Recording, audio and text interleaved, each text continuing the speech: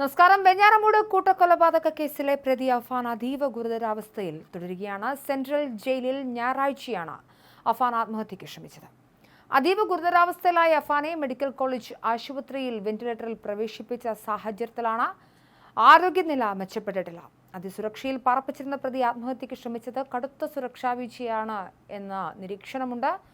സഹോദരനെയും പെൺസുഹൃത്തിനെയും അടക്കം 5 പേരെ കൊല ചെയ്ത കേസിൽ റിമാൻഡിൽ കഴിയുകയായിരുന്നു അഫാൻ. സംഭവത്തെക്കുറിച്ച് ജയിൽ മേധാവി വകുപ്പ് തല അന്വേഷണത്തിന് ഉത്തരവിട്ടിട്ടുണ്ട്. അതേസമയം ഉദ്യോഗസ്ഥരുടെ ഭാഗത്ത് സുരക്ഷാ വീഴ്ചയില്ല എന്നാണ് സംഭവത്തെക്കുറിച്ച് റിപ്പോർട്ട് നൽകിയിരിക്കുന്നത്. അഫാന് പ്രാഥമിക ചികിത്സ അടക്കം നൽകിയതായാണ് ജയിൽ സൂപ്രണ്ട് ആഭ്യന്തര വകുപ്പിന് റിപ്പോർട്ട് നൽകിയത്. ജയിലിനുള്ളിലെ ജയിൽ എന്നറിയപ്പെടുന്ന UT ബ്ലോക്കിൽ അഫാനെ കൂടാതെ പ്രത്യേക സുരക്ഷ ആവശ്യമുള്ള ഏതാനും കുറ്റവാളികളാണ് ഉണ്ടായിരുന്നത്. സെൻട്രൽ ജയിലിനുള്ളിൽ തന്നെ പ്രത്യേക മതിൽ കെട്ടി വേർതിരിച്ച ഇവിടെ 24 മണിക്കൂറും ജയിൽ വാർഡന്മാരുണ്ട്.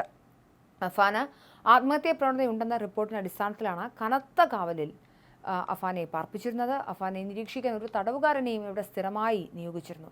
ഫോൺ വിളിക്കാൻ ഇയാൾ ഓഫീസിലേക്ക് പോയ തക്കത്തിലാണ് അഫാൻ ജീവനൊടുക്കാൻ ശ്രമിച്ചത്. അതിനിടെ അഫാന്റെ ആത്മഹത്യാ ശ്രമവുമായി ബന്ധപ്പെട്ട വിഷയത്തിൽ പ്രതികരണവുമായി അഫാന്റെ പിതാവും രംഗത്ത് വന്നു.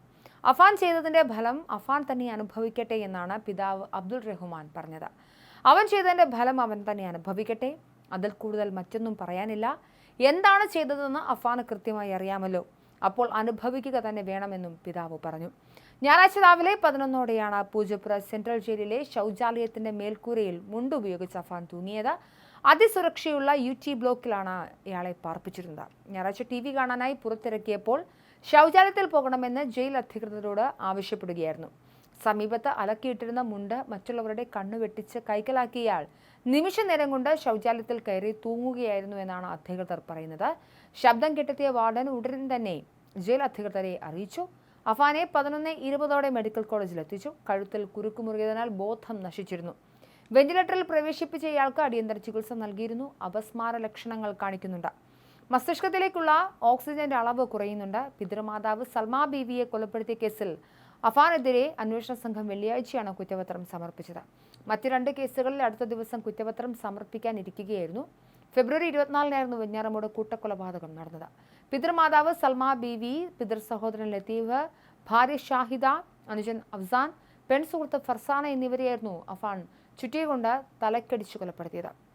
5 കൊലപാതകങ്ങൾക്ക് ശേഷം പോലീസിൽ കീഴടങ്ങുമ്പോൾ അഫാൻ എലിവിഷം കഴിച്ചിട്ടുണ്ട്. എന്തായാലും വെഞ്ഞാറമൂട് കൂട്ടക്കൊലപാതക കേസിലെ പ്രതി അഫാൻ അതീവ ഗുരുതരാവസ്ഥയിൽ തുടരുകയാണ്.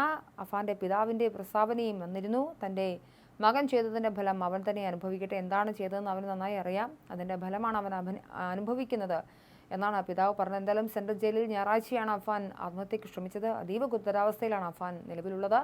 അഫാനെ മെഡിക്കൽ കോളേജ് ആശുപത്രിയിലെ വെന്റിലേറ്ററിലാണ് പ്രവേശിപ്പിച്ചിട്ടുള്ളത്.